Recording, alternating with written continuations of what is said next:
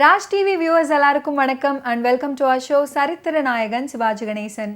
இந்த நிகழ்ச்சியில் சிவாஜி அவர்களுடைய ஃபிலிம் கெரியரில் நடந்த பல இன்ட்ரெஸ்டிங்கான விஷயங்களை நம்ம பார்த்துக்கிட்டு இருக்கோம். அந்த வரிசையில் இன்னைக்கு எபிசோட்லையும் பல சுவாரஸ்யமான அப்டேட்ஸ் உங்களுக்காக காத்துக்கிட்டு இருக்கு. வாங்க நிகழ்ச்சிக்குள்ளே போகலாம். 1965 ஏபி நாகராஜன் அவர்கள் உருவாக்கிய திருவிளையாடல் திரைப்படம் வாசன் அவர்களை கவர்ந்தது. மீண்டும் நாகராஜன் வந்து கேட்டபோது தில்லானா மோகனாம்பாள் உரிமையை அவருக்கு விட்டு கொடுத்தாரு. எனக்கு மனமான பிறகு நான் நடித்த படங்களில் முக்கியமானது தில்லானா மோகனாம்பாள். என்னால் மறக்க முடியாத ஒரு அனுபவம். நாட்டியமாடும் ஒரு பெண்ணின் வாழ்க்கையை சித்தரிக்கும் படம் அது. அதன் ஒவ்வொரு காட்சியையும் மிகவும் அனுபவித்து நடித்தேன். தில்லானா மோகனாம்பாள் படத்தை தயாரிக்க வேண்டும் அப்படின்னு முடிவு பண்ணியதுமே நீதாமா மோகனா சிவாஜி அவர்கள் தான் சிக்கல் சண்முக சுந்தரம் அப்படின்னு முடிவு பண்ணிட்டேன். உங்கள் 2 பேரில் யார் ஒருத்தர் நடிக்கலனாலும் கூட படத்தை நான் எடுக்கிறதா இல்லை அப்படின்னு ஏபி நாகராஜன் அவர்கள் ஸ்ட்ரிக்டாக சொல்லிட்டாரு. எப்படி ஏற்பட்ட வார்த்தை அது! சிலிர்த்து போன தருணம், அன்று அடைந்த சந்தோஷமும் எவ்வளவுன்னு என்னால் சொல்லவே முடியாது அப்படின்னு பத்மினி அவர்கள் பதிவு பண்ணியிருக்கிறாங்க. ஆனந்த விகடனில் தொடராக வந்தபோது இந்த கதை படமானா மோகனாம்பாள் கேரக்டர் எனக்கே கிடைக்க வேண்டும் அப்படின்னு ஆசைப்பட்டிருக்கேன். கதையோடு பத்திரிகையில் கோபுலு வரைந்த சித்திரங்கள் பற்றியும் பரபரப்பாக பேசப்பட்டது. கோபுலுவின் ஓவியங்களை போலவே எங்களுக்கான மேக்கப்பும் காஸ்டியூமும் அமைஞ்சுது. 18 வயசு பெண் ரோல் அது. எனக்கு அப்போது 38 வயசு. என் மகன் பிரேம் சிறுவனாக இருந்த நேரம். மோகனாம்பாளின் அழகான இளமை பருவத்தை நினைத்து கொண்டு நடிக்க வேண்டி இருந்துச்சு. உடம்பை ஒல்லியாக்கி கொள்ள நேர்ந்தது. அந்த மாதிரி சமயத்தில் நமக்கு நம்முடைய வாழ்வே சொந்தமில்லை. சினிமா தொழிலுக்கும் ஜனங்களுக்கும் தான் அது சொந்தம். எனக்கும் சிவாஜி அவர்களுக்கும் கதைக்கு ஏற்ற மாதிரி நிஜமான போட்டி உணர்வு ஏற்பட வேண்டும் அப்படின்னு நாகராஜன் அவர்கள் சாரதா ஸ்டூடியோவில் 2 தனித்தனி காட்டேஜ் அமைச்சாரு. சிவாஜி அவர்களின் குரூப்புக்கு ஒரு காட்டேஜ், என் குழுவினருக்கு ஒரு காட்டேஜ். யாரை யார் மிஞ்சுறாங்க பார்க்கலாம் அப்படின்ற போட்டியை உருவாக்குனாரு. எல்லோரும் உன்னை நல்லவன் என்றே அப்படின்னு தொடங்கக்கூடிய ஒரு அற்புதமான பாடல் இந்த பாக்கியவதி திரைப்படத்தில் இடம் பிடித்திருக்கும். ஆர் பால சரஸ்வதி தேவி அவர்கள் இந்த பாடலை அற்புதமாக பாடியிருப்பாங்க. மருதகாசி அவர்கள் இந்த பாடலுக்கு உண்டான வரிகளை எழுதியிருப்பாரு. பால சரஸ்வதி தேவி அவர்கள் இந்த பாக்கியவதி படத்துக்காக 2 பாடலை பாடியிருப்பாங்க. அதில் ஒரு ஃபேண்டாஸ்டிக்கான பாடல் தான் தினசரி என் வாழ்வில் அப்படின்னு தொடங்கக்கூடிய பாடல். இந்த பாடலுக்கு உண்டான வரிகளை மருதகாசி அவர்கள் எழுதியிருப்பாரு. வாழ்வேது நல் வாழ்வேது அப்படின்னு தொடங்கக்கூடிய பாடல். CS ஜெயராமன் அவர்கள் இந்த பாடலை ஃபேண்டாஸ்டிக்காக பாடியிருப்பாரு. பாடலுக்கு உண்டான வரிகளை மருதகாசி அவர்கள் எழுதியிருப்பாரு. நடிகர் திலகம் சிவாஜி கணேசன் அவர்களை பற்றி அவருடன் பணியாற்றிய நடிகர்கள், திரைத்துறை பிரபலங்கள் மற்றும் இப்போ இருக்கக்கூடிய பிரபலங்கள் அனைவருமே சுவாரஸ்யமான தகவல்களை பதிவு பண்ணியிருக்காங்க. அது என்னன்னு பார்க்கலாம் வாங்க. பேரறிஞர் அண்ணா அவர்கள் சிவாஜி கண்ட இந்த ராஜ்யம் என்ற ஒரு நாடகத்தை எழுதி அவரே நடித்தார்கள். அதிலே சிவாஜியாக நடிப்பது யார், யாரை போட்டால் சிறப்பாக இருக்கும் என்று அவர் பக்கத்தில் இருந்த நடிகமணி டிவி நாராயணசாமியிடம் வினவிய போது, அப்பொழுது அநேகமாக நண்பர் சிவாஜி அவர்கள் பெண் வேடங்களிலே தான் அதிகமாக நடிப்பார்கள், தோற்றம் கூட ஒல்லியாக இருப்பார். அப்பொழுது நடிகமணி டிவி நாராயணசாமி அவர்கள் நம்முடைய VC கணேசன் சிறப்பாக நடிப்பார் என்று அண்ணா முன்னிலை கொண்டு நிறுத்தினார்கள். அண்ணாவை வியந்து பார்த்தார்கள். பார்த்து அந்த வேடத்தை கொடுத்தார்கள். சிவாஜி கண்ட இந்த ராஜ்யத்தில் சிவாஜியாக தந்தை பெரியார் தலைமையிலே சென்னையிலே அந்த நாடகம் நடைபெற்றது. நாடகத்தை கண்ட பெரியார், தந்தை பெரியார் அவர்கள் நம்முடைய அருமை நண்பர் VC கணேசன் அவர்களை பார்த்து அப்பா சிவாஜி கணேசா என்று அழைத்தார்கள். இனிமேல் சிவாஜி கணேசன் என்று நாடு அடைக்கும் என்று சொன்னார்கள். சிவாஜி கணேசன் வாழ்கிறார், நம்மோடு வாழ்ந்து கொண்டிருக்கிறார். சிவாஜி அவர்களை பற்றி பேச வேண்டும் என்றால் அழகியாக வருது, என்ன பண்ணுறதுன்னு புரியல. சிவாஜி அவர்கள்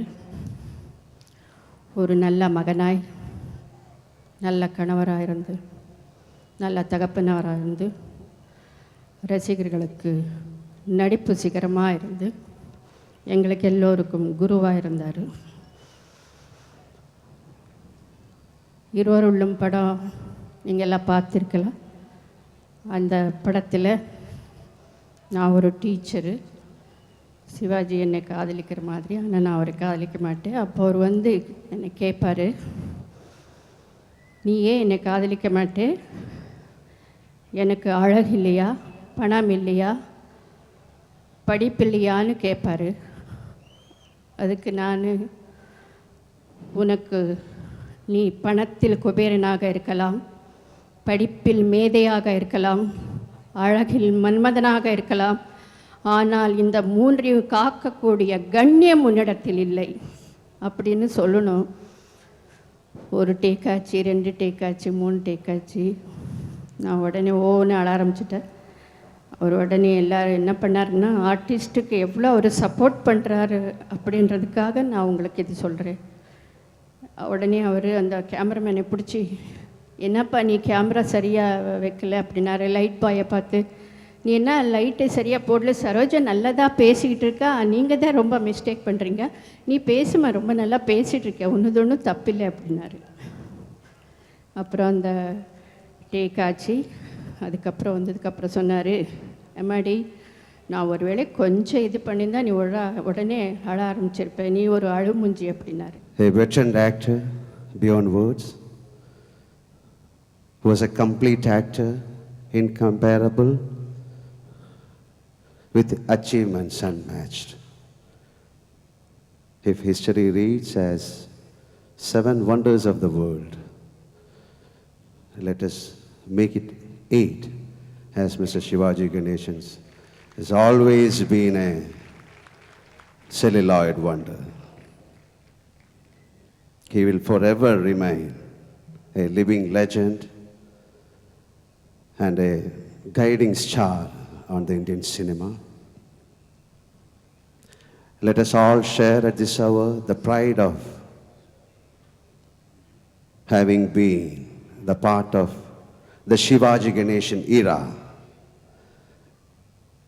and cherish his memory. Thank you. மனிதர்களில் 3 வகை. முதல் வகை மனிதன் இருக்கும் போதே இறந்து போகிறவன். 2ஆம் வகை மனிதன் வாழுகிற போது வாழ்ந்து செத்த பிறகு இறந்து போகிறவன். 3வது வகை மனித ஜாதி என்று ஒன்று உண்டு, இறந்த பிறகும் இருக்கிறவர்கள். அப்படி இருக்கிறவர்கள் ஏன் இருக்கிறார்கள் என்று சொன்னால், மனித வாழ்க்கைக்கு தேவையான தத்துவத்தை, கலையை, வாழ்க்கையை யார் விட்டு விட்டு போயிருக்கிறார்களோ அவர்கள் மரணத்திற்கு பிறகும் பிறக்கிறார்கள். நடிகர் திலகம் சிவாஜி அவர்கள் மரணத்திற்கு பிறகும் இந்த மனித நெஞ்சங்களில் தமிழ் கலாச்சாரத்தோடு கலந்து விட்டவர்கள். இங்கே அருமை நண்பர் மோகன்லால் அவர்கள் பேசுகிற போது ஒன்றை குறிப்பிட்டார். மொத்தம் அதிசயங்கள் 7 என்று சொல்லுகிறார்கள். 8வது அதிசயமாக நடிகர் திலகம் சிவாஜி அவர்களை சேர்த்துக் கொள்ளலாம் என்று சொன்னார்கள். அந்த கருத்துக்கு நான் தலை வணங்குகிறேன் என்ற போதிலும் சற்று மாறுபடுகிறேன். இந்த உலக அதிசயங்கள் கூட நிலையானவை அல்ல. பாபிலோனியாவின் தொங்கும் தோட்டம் கூட உலக அதிசயங்களில் ஒன்றாக இருந்து சரிந்து விட்டது. தாஜ்மஹால் மீது கூட உலக அதிசயம் என்று வியக்கக்கூடிய பூமியில் விழுந்திருக்கிற வெள்ளை நிலா, நட்டு வைத்த நந்தவனம் என்று பேசப்படுகிற தாஜ்மஹாலும் கூட ஆலை புகையால் கருத்து கொண்டிருக்கிறது, காலப்போக்கால் தகர்ந்து விடக்கூடிய அபாயம் இருக்கிறது என்று விஞ்ஞானிகள் சொல்லுகிறார்கள். ஆனால் உலக அதிசயங்களில் ஒன்றாக பேசப்பட்டால் அத்தனை அதிசயங்களும் தீர்ந்தாலும் தீர்ந்து போகாத ஒரே ஒரு அதிசயமாக, காலப்புகையால் அழித்து போகாத அதிசயமாக நடிகர் திலகம் சிவாஜி அவர்கள் நிற்பார்கள். கலை உலகத்து நண்பர்களுக்கெல்லாம் தெரிந்த செய்திதான். இருந்தாலும் இந்த மாமன்றம் தெரிந்து கொள்ள வேண்டும், தமிழ் உலகம் தெரிந்து கொள்ள வேண்டும். மொத்தம் சுவைகள் 9 என்று நம்பிக்கொண்டிருக்கிறோம். கோபம், காமம், அப்புறம் அச்சம், இதை பார்த்த கணக்கு போட்டு பார்த்தால் 9 சுவைகள். இந்த 9 சுவைகளை மட்டும் காட்டுகிறவன் சராசரி நடிகர். இந்த 9 சுவைகளையும் ஒன்றோடு ஒன்று பின்னி பின்னி ஒட்டு மாஞ்செடி வளர்ப்பது போல ஒட்டு உணர்ச்சிகள் வளர்த்து காட்டி இந்த 9 சுவைகளிலிருந்து 90 900 சுவைகளை கண்டுபிடித்த மகா கலைஞன், வாழுகிற மகா கலைஞன், எங்கள் தமிழ் கலைஞன் சிவாஜி. அவருக்கு மரணம் என்பது இல்லை. எந்த இலக்கணத்திற்கும் சிக்காத ஒரு மகா கலைஞன். அவர் வாழ்ந்த காலத்தில் நாம் வாழ்ந்தோம் என்பது பெருமை, அவரோடு இருந்தோம் என்பது பெருமை, அவர் சுவாசித்த காற்றை சுவாசித்தோம் என்பது பெருமை, அவர் நடந்த வீதியில் நடந்தோம் என்பது பெருமை. அந்த மகா மனிதனின் இறுதி ஊர்வலத்தில் கண்ணீர் விட்டோம் என்பது தமிழ் பண்பாட்டுக்கு பெருமை என்று நினைக்கிறேன்.